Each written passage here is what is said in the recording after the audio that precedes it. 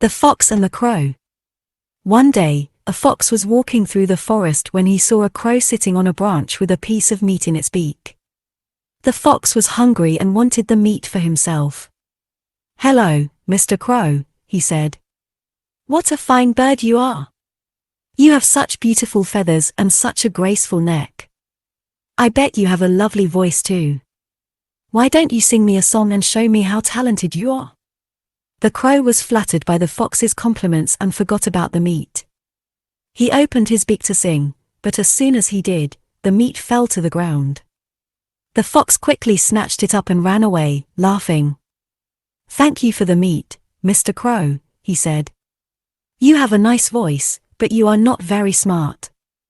Remember this, flattery is often a trap for the unwary." The crow was ashamed and learned his lesson. He never trusted flattering words again. So children, the moral of this fable is, do not let flattery blind you to the truth.